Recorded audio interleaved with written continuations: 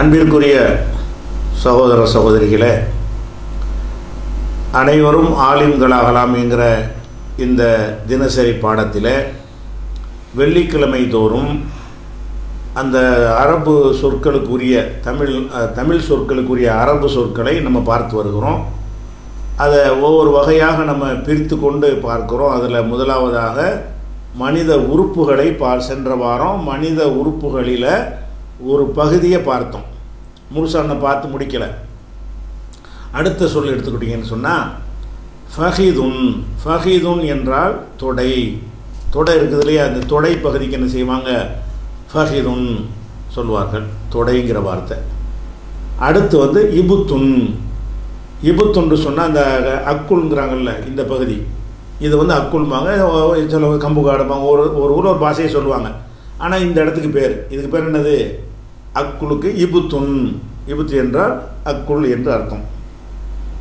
அதுக்கப்புறம் ஆனத்துன் என்றால் ஆணு பெண்ணுடைய இந்த மறை உறுப்பு, முன்பகுதி மறை உறுப்புக்கு ஒரு சிலேடையாக சொல்கிறது என்னென்னு கேட்டால் ஆணத்தின் என்றால் மறை உறுப்புன்னா ஆண் பெண்ணுடைய அந்த பாலியல் உறுப்புக்கு சொல்கிறது. ரெண்டுக்கும் பொதுவாக ஆணத்துண்டா அது மாதிரியான ஒரு பேர்.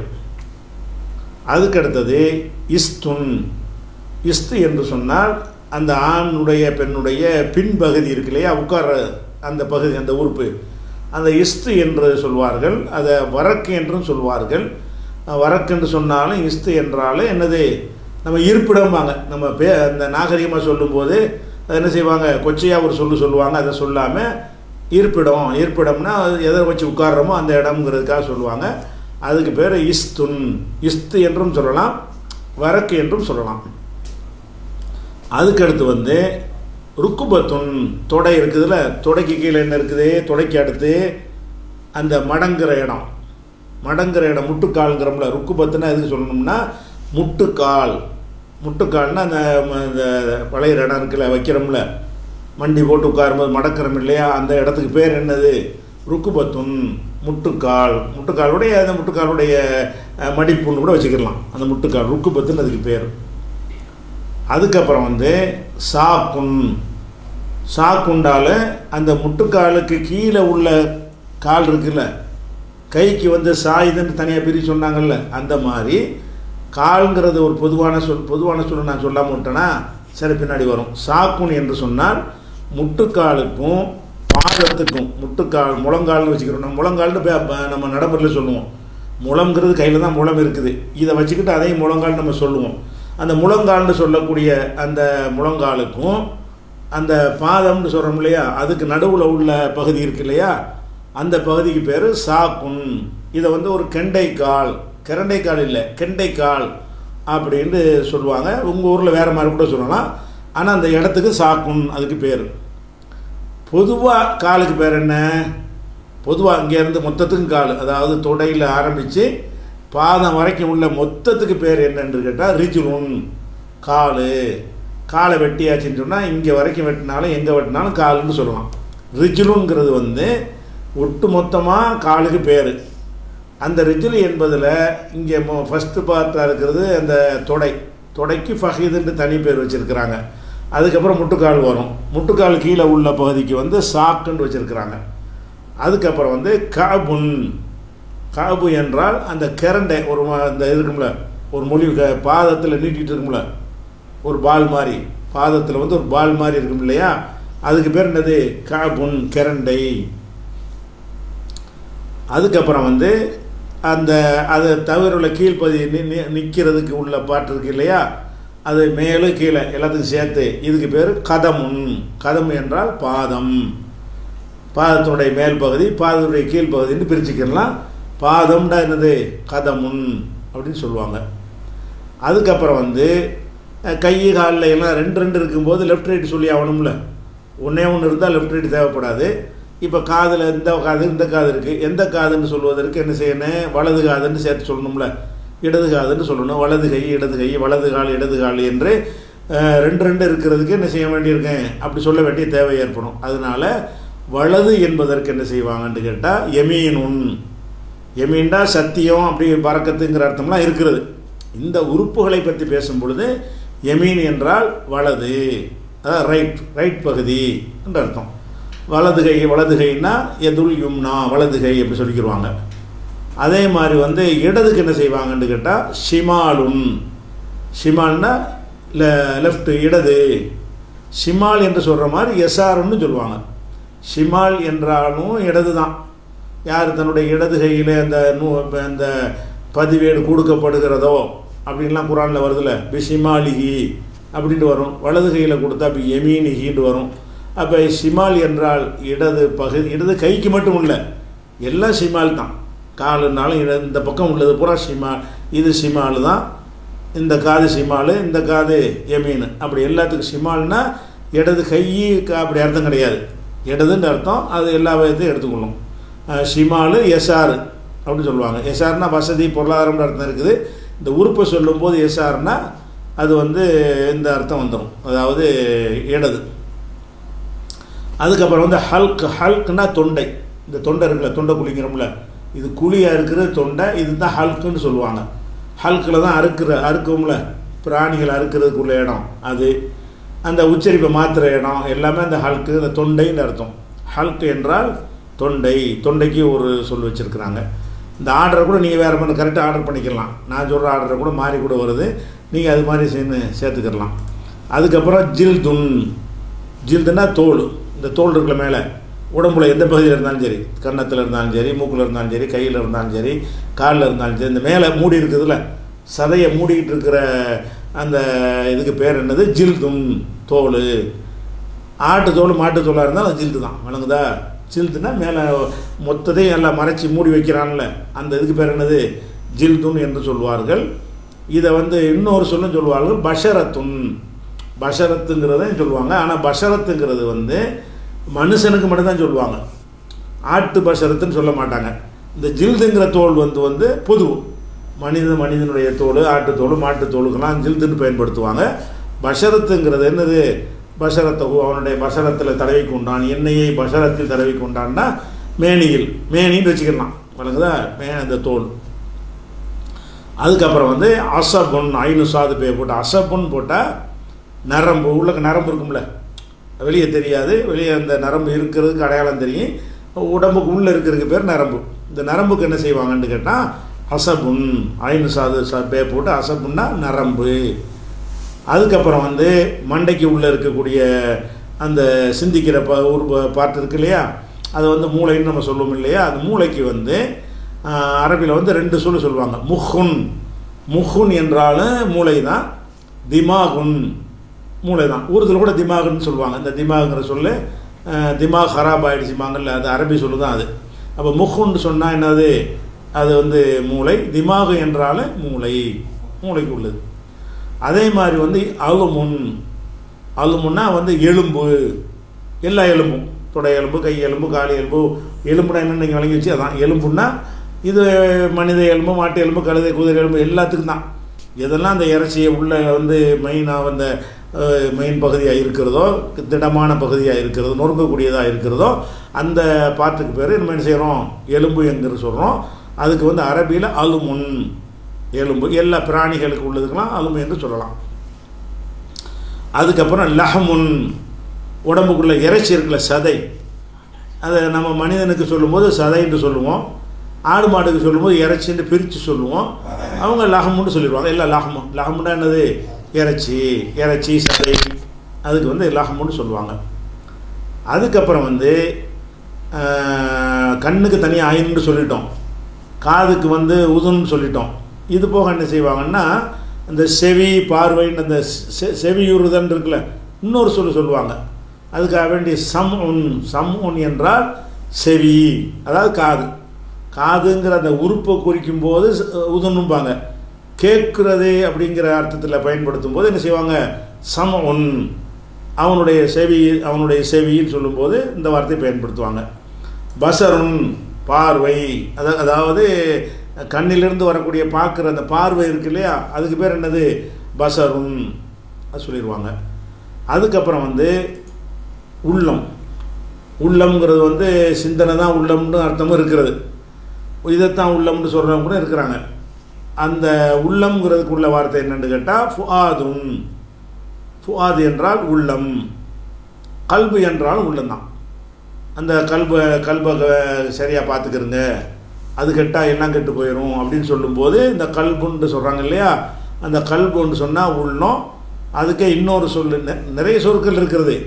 நான் கொஞ்சம் அதிகமாக யூஸ் பண்ணக்கூடிய 2 சொற்களை சொல்கிறேனே தவிர சொல்ல இந்த உறுப்புகளுக்கெல்லாம் இன்னும் ஒவ்வொரு சொற்கள்லாம் இருக்குது. ரொம்ப ரேராக இந்த இலக்கியங்கள் கவிதைகள் அதில் தான் பயன்படுத்துவாங்க பண்டிதர்கள்.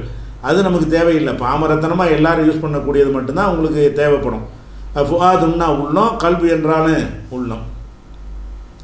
அதுக்கப்புறம் வந்து லிலஉன் சொன்னால் விழாவில் உள்ள எலும்பு இருக்குல்ல, இந்த விழா பகுதியில் இப்படி வளைவாக இறச்சிக்கெல்லாம் பார்த்துருப்பீங்கல்ல, இந்த வளைவாக இருக்கும்ல, அந்த விழாவில் உள்ள எலும்புக்கு பேர் என்னது? இந்த எலும்பிலிருந்து ஆணுடைய எலும்பிலிருந்து பெண்ணு படைக்கப்பட்டாலாம் சொல்கிறோம்ல, அந்த விழா எலும்பை குறிக்கிறதுக்கு இந்த சொல்ல தான் பயன்படுத்தப்படும். இப்போ லில்லுன்னா என்னது? விழா எலும்பு. அதுக்கப்புறம் அந்த காலில் அந்த ஆர்டர் படி இந்த அந்த இடத்துல வச்சுக்கிறேன். நீங்கள் நான் ஆர்டர் படி மாற்றி மாற்றி சொல்கிறேன். அக்கிபு என்றால் அந்த குதிகால், காலில் இந்த பாதத்துக்கு சொல்லிட்டோம்ல, இந்த இடம் இருக்கும்ல காலில், அந்த அதுக்கு பேர் என்னது? குதிகால்னு நம்ம சொல்லுவோம். அது அரபியில் வந்து அக்கிபுன், குதிகால் அப்படின்றதுக்கு சொல்லிக்கிடுவாங்க அரபியில். அதுக்கு அடுத்து வந்து நம்ம கையில் ரேகைலாம் இருக்கும்ல, கோடு கோடாக போட்டிருக்கலாம், இதுக்கு வந்து ஹத்துனா கோடுன்னு தான் அர்த்தம்.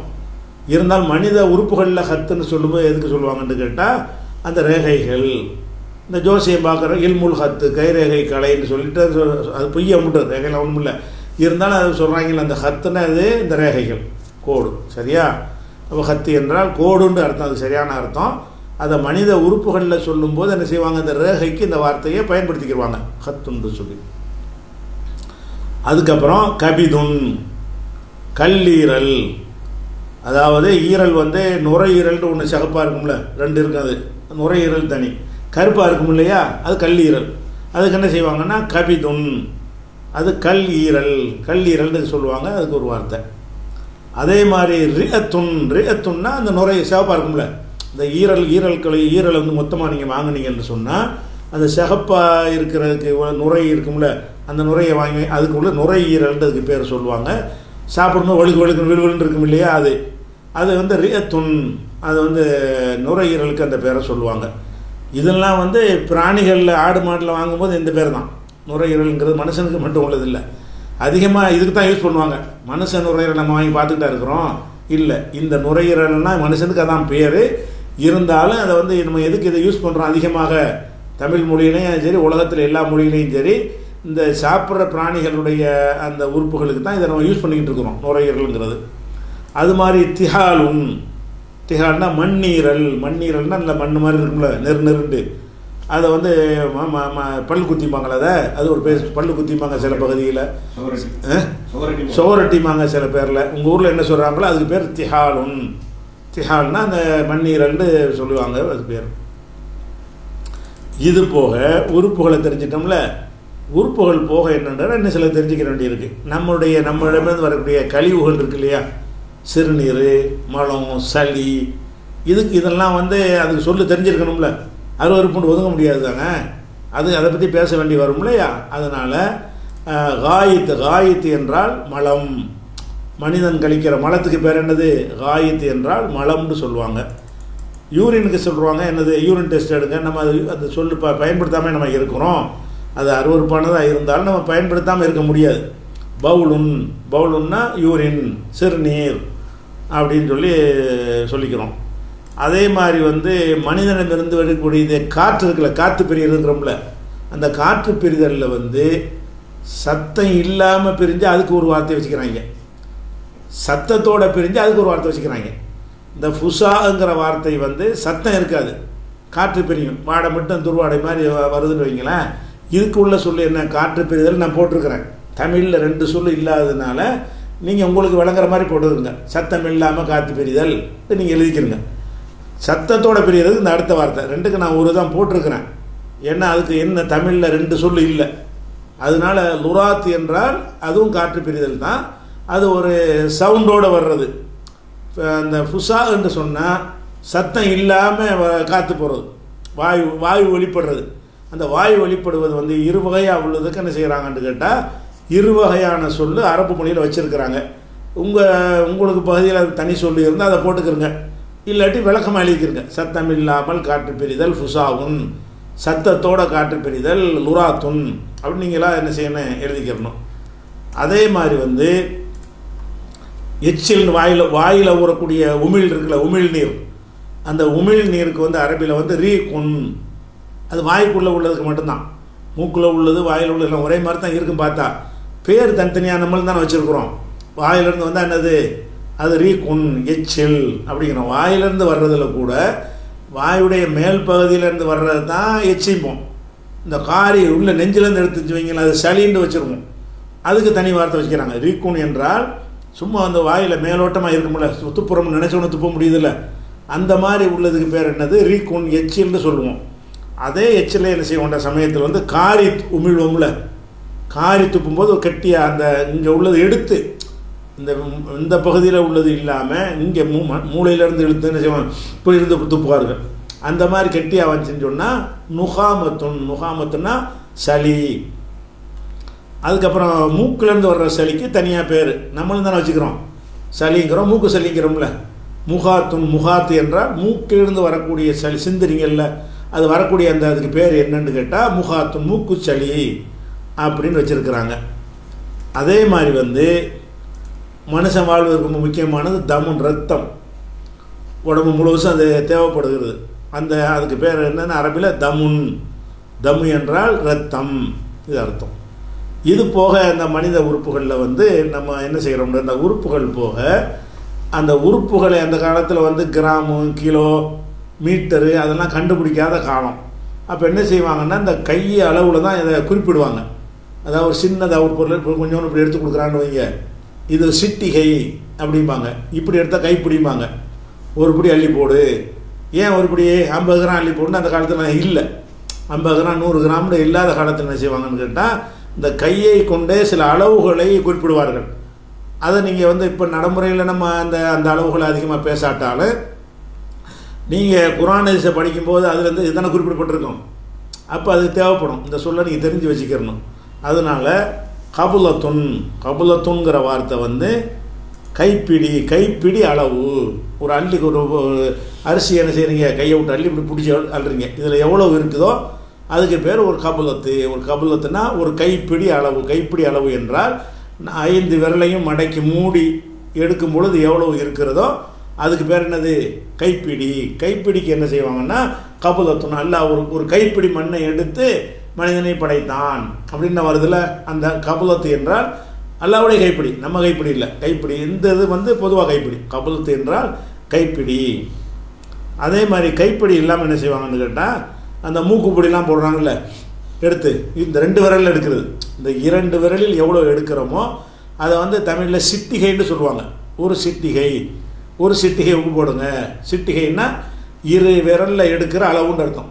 இப்படி மடக்கி எடுக்காமல் 2 விரலை கொண்டு இப்படி ஒரு பொருளை பவுடர் மாதிரி எடுத்தீங்கன்னு சொன்னால் அது உள்ள என்ன இருக்குதோ அந்த அளவுக்கு பேர் என்ன, அது அளவில் முன்ன பின்ன வரேன். ஒருத்தன் எடுக்கிற சிட்டிகை வந்து 5 கிராம் இருக்கும், ஒருத்தன் எடுக்கிற சிட்டிகை 3 கிராம் இருக்கும், விரலை பொறுத்தது. இருந்தாலும் அந்த காலத்தில் இந்த இதை சமையலுக்கு சொல்லி கொடுக்கும்போது ஒரு சிட்டிகை உப்பு போடுங்கன்னு சொல்லுவாங்க. அப்போ திராசு எடுத்து 2 கிராம் உப்பு போடுங்கலாம் சொன்னால் அந்த காலத்தில் அதெல்லாம் சாத்தியப்படாது. அதுக்காக வேண்டி அந்த அளவுக்கு பேர் சிட்டிகைன்னு என்னது, குர்சத்து என்றால் 2 விரல்களை கொண்டு எடுக்கிற ஒரு அளவு அப்படின்றது. அதே மாதிரி வந்து நீட்டல் அளவுக்கு எடுத்துக்கிட்டிங்கன்னா என்ன செய்வாங்கன்னா, பொருளை சொல்லும்போது ஜான் கணக்கெலாம் பேசுவாங்க. ஒரு ஜான் 2 ஜான்பாங்க. அளந்து சொல்வதற்கு ஒரு ஜான். இந்த ஜான்கிறது துல்லியமான அளவு கிடையாது. ஏன்னா ஒரு மனிதனுக்கு மனிதன் வித்தியாசப்படும். சராசரி அதை வச்சுக்கிடுவாங்க. எல்லாருக்கும் ஜான்கிறது ஒரே மாதிரியாக இருக்கும்.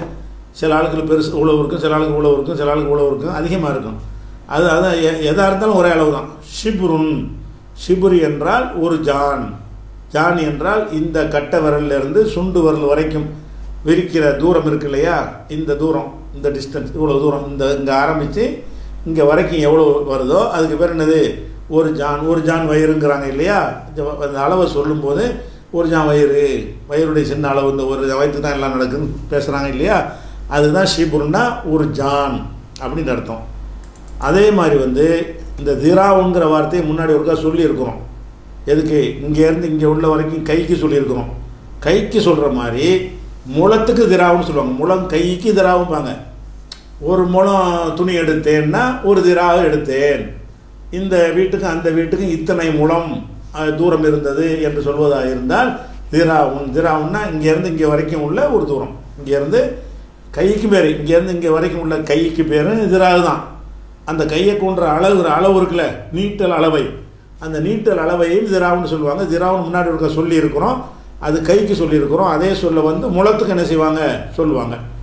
அதே மாதிரி இன்னொரு அளவு என்னென்னு கேட்டால் ஒரு பாகம்னு சொல்லுவாங்க. ஒரு பாகம்னா இவ்வளவு, இந்த கையில் ஆரம்பித்து இந்த கை வரைக்கும் எவ்வளோ வருதோ இதை என்ன செய்வாங்க ஒரு பாகம் அப்படின்னு ஒரு அளவு வச்சுருந்தாங்க. இதெல்லாம் நம்ம இந்த காலத்தில் யூஸ் பண்ணுறது இல்லை. ஆனால் இந்த காலத்தில் யூஸ் பண்ணுறோம். என்ன செய்வோம்னு கேட்டால் 1 அடி 2 அடி 1.5 அடி 2.5 அடி 3 அடி மீட்டர் சொல்லிட்டு போயிடுறோம். இதெல்லாம் பேச்சுக்கு உங்களுக்கு தேவைப்படாது. ஆனால் எதுக்கு தேவைப்படும்னு கேட்டால் குர்ஆன் ஹதீஸில் அந்த காலத்து இலக்கியங்களில் சொல்லும் பொழுது இந்த அளவை தான் சொல்லுவாங்க. குர்ஆன் ஹதீஸை சொல்லும் பொழுது என்ன செய்வாங்க, இந்த அளவில் தான் இப்போ ஹதீஸில் வரும், ஒரு பாகுண்டு வரும். பாகுண்டா என்ன நம்ம முடிக்கக்கூடாது, நம்ம தெரிஞ்சு வச்சுருக்கணும். மார்க்கத்தை அறிந்து கொள்ள சங்க காலத்து நூல்களை வாசிப்பதற்காக வேண்டி இதுகள் தேவைப்படுமே தவிர இப்போ யாரும் ஜான்லாம் பேசுறது கிடையாது. ஜானில் மூலத்தில் அப்படி பேசுறது கிடையாது. எல்லாமே சென்டிமீட்ரு, மில்லிமீட்ரு, அடி, மீட்ரு அப்படி பேசிக்கிட்டு இருக்கிறோம். அந்த பாகன்னு சொன்னால் இந்த இங்கேருந்து இங்கே வரைக்கும் உள்ளது ஒரு பாகன்னு சொல்லுவாங்க. அதே மாதிரி அங்குலம்னா இந்த அங்குலம்னா ஒரு இது ஒரு ஒரு விரலில் மடிப்பு இருக்குல்ல, ஒரு விரலில் இந்த மடிக்கிற இடம் இருக்குல்ல, இதை தான் அங்குலம்னு சொல்லுவாங்க. இந்த அங்குலத்துக்கு என்ன செய்வாங்க பூசத்துமாங்க. இப்போ அங்குலத்துக்கு அளவு வச்சுக்கிட்டாங்க. அங்குலம்னா என்னது, 20 அடி ஒரு அங்குலம் அப்படின்னு சொல்லி நீங்கள் அந்த அளவில் வச்சுக்கிட்டாங்க. இதெல்லாம் மனிதனுடைய உறுப்புகள் தொடர்பான உறுப்புகள், அந்த உறுப்புகளை கொண்டு பயன்படுத்துகிற விஷயங்களை பெரும்பகுதி நம்ம சொல்லிட்டோம். இதெல்லாம் நம்ம தெரிஞ்சுக்கிட்டோம்னு சொன்னால் மனிதன் சம்பந்தப்பட்ட அவனுடைய உறுப்புகள், அவன்கிட்ட வெளிப்படுற கழிவுகள், அதுகளுக்கெல்லாம் என்னென்ன பேர் என்பது வழங்கி கொண்டோம். அதுக்கடுத்து இரண்டாவது இது ஒரு தலைப்பு. இதை என்ன செய்யுங்க, இதெல்லாம் ஒரு தலைப்பாக எப்படி போட்டுருங்க, இதுகளெல்லாம் மனித உறுப்புகளின் பெயர்கள் ஒரு தலைப்பை நோட்டு போட்டுக்கிட்டு இதுகளை பூரா என்ன செய்யுங்க எழுதி அரபில் எழுதிக்கிறங்க. தமிழில் உங்கள் ஊரில் என்ன மாதிரி எதை சொல்லிக்கிறீங்களோ அந்த சொல்லை கொண்டு எழுதிக்கிறங்க. இது ஒரு வகை. அடுத்த வகை என்னென்னு கேட்டால் மனிதனுடைய உறவு முறைகள்.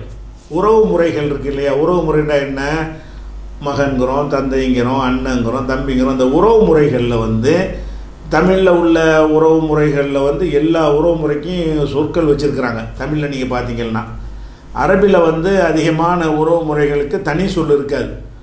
அதனால் அதையும் நம்ம அறிஞ்சு வச்சுக்கிறணும். அதனால தான் அந்த தலைப்புக்கு நம்ம போகிறோம். உறவு முறை எடுத்துக்கிட்டிங்கன்னு சொன்னால் அதனுடைய சொல்ல நீங்கள் பார்த்துக்கிறங்க. அபுன் ஃபஸ்ட்டு உறவு மனிதனுக்கு முதல்ல யார் முக்கியமானது, தந்தை. அந்த தந்தைக்கு உள்ள வார்த்தை என்னென்னு கேட்டால் அபுன் என்றும் சொல்வார்கள். அபுன் இந்த இன்னுங்கிறது சொல்லாமல் அபு என்று சொன்னாலும் போதும். வாலிதுன் வாலிது, அந்த இன்னு தேவையில்லை. அது சரியான உச்சரிப்பது தான். தனியாக சொல்லும் பொழுது ஷபத்துன் அப்படின்னு அந்த துன் போட்டு சொல்ல தேவை கிடையாது. ஷாரிபுன்னா ஷாரிப் அப்படி சொன்னால் போதும். அபுன் என்றால் தந்தை, அபு என்றால் தந்தை. அதை வாலிது என்றும் சொல்வார்கள். வாலிதுனால் தந்தை தான். அபு என்றாலும் தந்தை, வாலிது என்றாலும் தந்தை. அப்போ தாய்க்கு என்ன சொல்லு அப்படின்னு பார்த்தீங்கன்னா உம்முன். உம்மு என்றால் அம்மா, தாய். அதுக்கே வாலிதத்துன். இதில் வாலிதுன் என்று தே இல்லாமல் இருக்கும், இதில் வாலிதத்துன்று தே இருக்கும். வாலிதத்துனா தாய். வாலிது என்றால் தந்தை, வாலிதத்துன் என்றால் தாய். அபு என்றால் தந்தை, உம்மு என்றால் தாய். அதுக்கப்புறம் மகன் இருக்கிறான். நம்முடைய மகனை சொல்ல வேண்டியிருக்கு. அதுக்கு என்ன செய்யணும், இப்னுன். இப்னு என்றால் மகன். அந்த இப்னு என்பது என்ன செய்வாங்கன்னா வலதுன். மகன் என்ன செய்வாங்க சொல்லிக்கிடுவாங்க. இந்த வலதுங்கிறது அந்த ஆணுக்கு மட்டும் இல்லாமல் பொம்பளை பிள்ளைக்கும் வலதுன்னு சேர்த்து சொல்லிக்கிடுவாங்க. எத்தனை வலது என்று கேட்டால் ஆணு பெண்ணு சேர்த்து சொல்லுவாங்க. வலதுங்கிறது ரெண்டுக்கும் பயன்படுத்தக்கூடிய ஒரு சொல். அதிகமாக ஆம்பளை பிள்ளைக்கு சொல்லிக்கிடுவாங்க. தனியாக சொல்வதாக இருந்தால் இப்னு தான். இப்னு என்றால் மகன், பெத்த மகன், சொந்த மகன். அதுக்கப்புறம் மகள், பொம்பளை பிள்ளை. பொம்பளை பிள்ளைக்கு 2 விதமாக சொல்லுவாங்க. பின்துன். பின்துன் என்றால் மகள். பின்துன் மாதிரியே இப்னத்துன். பின்துன் என்றாலும் மகள் தான், இப்னத்துன் என்றாலும் மகள் தான். இதை ரெண்டு விதமாக என்ன செஞ்சுக்கலாம், அதை எந்த வேணாலும் சொல்லிக்கலாம் மகள். அடுத்து உள்ளது என்ன உறவு என்னன்னு கேட்டால் சகோதரன். ஒரு சகோதரன்னா இந்த சகோதரனை பொறுத்த வரைக்கும் அரபில் என்ன செய்கிறாங்கன்னு கேட்டால் சகோதரனே வகைப்படுத்தி சொல்லி வச்சுருக்கிறாங்க. சும்மா சகோதரன் சொல்லாமல் என்ன செய்வாங்க, சகோதரன் 3 வகையில் இருக்கலாம் இல்லையா. 3 வகை எப்படி, 2 பேருக்கும் தாயும் தந்தையும் ஒன்றா இருப்பாங்க, அதுவும் சகோதரன் தான். 2 பேரில் இவனுடைய தாயும் அவனுடைய தாயும் ஒன்றா இருப்பாங்க, தகப்பன் வேறு வேறையாக இருப்பாங்க. தாய் ஒன்று, ஒரு தாய்க்கு பிறந்திருக்கிறாங்க, ஒரு தந்தைக்கு பிறக்கலை, அவங்களையே சகோதரன் தான் சொல்லுவாங்க, தாய் வழி சகோதரன்னு சொல்லிக்கிடுவாங்க. சில பேர் என்ன செய்வாங்கன்னு கேட்டால் தாய் இவன் தாய் வேறையாக இருக்கும், அவன் தாய் வேறையாக இருக்கும், தகப்பன் ஒன்றா இருக்கும். இப்படி இருக்கும்போது அந்த 3, அதாவது தாய் வழி சகோதரன், தந்தை வழி சகோதரன், இருவழி சகோதரன், இப்படி 3 இருக்கிறது. இந்த 3க்கும் சேர்த்த ஒரு பொதுவான சொல்லு சகோதரன், அகுன். அகுன் என்று சொன்னால் பொதுவாக சகோதரன். சகோதரன் சொல்லும் பொழுது அந்த வாரிசுரிமை சட்டமெல்லாம் பிரிக்கிறோம் இல்லையா, அப்போ என்ன செய்வாங்கன்னு கேட்டால் எல்லா சகோதரனும் சமம் கிடையாது, தாய் வழி சகோதரனுக்கு பங்கே வராது, அந்த மாதிரிலாம் இருக்கும். அதனால என்ன செய்வாங்க, நமக்கு தேவைப்படுது மார்க்கத்துக்காக வேண்டி, அதனால் என்ன செய்வாங்க, இந்த அகுன் என்பதை இப்படி பிரிப்பாங்க. அகுன்லி அபின், அகுன்லி அபின், தந்தையுடைய சகோதரன் அர்த்தம் செஞ்சிடக்கூடாது. இந்த அகுன்லி அபின்ங்கிறது ஒரு சொல்லு. இதுக்கு என்ன அர்த்தம்னு கேட்டால் இவன் தந்தையும் அவன் தந்தையும் ஒரு ஆள்னு அர்த்தம், தந்தை வழி சகோதரன். அகுன்லி அப்படின்னா என்ன அர்த்தம், அகுன்லி அப்படிங்கிறதுக்கு அகராதிப்படி அர்த்தம் செய்கிறான்னா தந்தையுடைய சகோதரன் அர்த்தம் ஆயிரும், சித்தப்பாண்டு வரும். அப்போ அந்த அர்த்தம் கிடையாது இதுக்கு. இந்த சொல் ரெண்டும் சேர்ந்து ஒரு சொல்லு. இதுக்கு அர்த்தம் என்ன செய்யக்கூடாது, தந்தைக்கு சகோதரன் செஞ்சிடக்கூடாது. அகுன்லி அபி என்றால் தந்தை வழி சகோதரன் அப்படின்னு என்ன அர்த்தம், இவன் தந்தையும் அவன் தந்தையும் ஒன்று, தாய் வேறு வேறுன்னு அர்த்தம், அகுன்லி அபின்.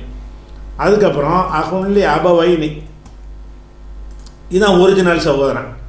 அபவைனா தாய் தந்தை, தாய் தந்தை வழியில் சகோதரன், இவன் தந்தையும் இவன் தாயும் அவன் தந்தையும் அவன் தாயும் ஒரு ஆள்.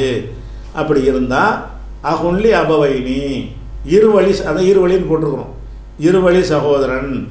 இதெல்லாம் நம்ம நடைமுறைக்கு தேவைப்படாது, சகோதரன் போயிட்டே இருப்போம். ஆனால் இந்த சொத்து பிரிக்கிறது அந்த மாதிரி சட்ட விஷயங்கள் வரும் பொழுது நீங்கள் என்ன வகையான சகோதரன், நீங்கள் பங்கு கேட்குறாங்க, அவங்களுக்கு அந்த ரிலேஷனில் வித்தியாசம் இருக்க தானே செய்யுது. அதுக்காக வேண்டி அந்த விஷயங்களை பிரித்து அறிஞ்சிக்கிற வேண்டி இருக்கிறனால இதெல்லாம் பயன்படுத்துகிறாங்க அரபியில். இஸ்லாமிய வழக்கத்து அகுன்லி உம்மின், தாய் வழி சகோதரன் அப்படின்னா என்ன, 2 பேருக்கும் தாய் ஒன்றுன்னு அர்த்தம், தகப்பன் வேறு வேறு. 2 பேருக்கும் தகப்பன் வேறு வேறையாக இருப்பாங்க, இவன் தகப்பன் அவன் தகப்பன் வேறையாக இருப்பான், 2 பேரும் ஒரு தாய்க்கு பிறந்திருப்பாங்க. அப்படி இருந்தால் அகுன்லி உம்மின், தாய் வழி சகோதரன் அப்படின்னு இருக்கு. அப்போ இதில் வந்த மாதிரி சகோதரிக்கு வரணும்ல, ஆம்பளைக்கு வந்தவர் பொம்பளைக்கு வரணும் இல்லையா. உகுத்துன், உகுத்து என்றால் சகோதரி, இது பொது. உகுத்து என்றால் 3 வகையான சகோதரியும் எடுத்துக்கொள்ளும். உகுத்துன்லி அபின் அப்படின்னு போட்டிங்கன்னு சொன்னால் என்ன அர்த்தம், தந்தை வழி சகோதரி, இவனுடைய தந்தையும் அவளுடைய தந்தையும் ஒரு ஆள், தாய் வேற. அப்போ உக்துன்லி அபின், இவனுக்கு அவள் தந்தை வழி சகோதரி. உக்துன்லி அபவைனி அப்படின்னு சொன்னால் 2 பேர் வழியாகி சகோதரன்கள். உக்துன்லி அபவைனின்னா இவனுடைய தாய் தந்தையும் அவளுடைய தாய் தந்தையும் ஒரே ஆள். அப்படி இருந்தால் உக்துன்லி அபவைனி, இருவழி சகோதரிகள் அப்படிங்கிற அர்த்தம் வந்துடும்.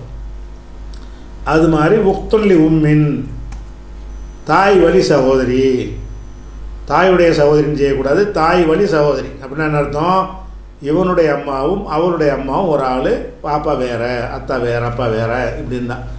இது ஒரு உறவு முறைன்னு வச்சுக்கிறோங்களேன். அப்போ அந்த உறவு முறையில் சிலதை பார்த்துருக்கணும், இன்னும் சிலது இருக்கிறது. இது என்ன செய்யணும், நீங்கள் இந்த சொற்கள் அநேகமாக நமக்கெல்லாம் தேவைப்படாது பெரும்பாலும்.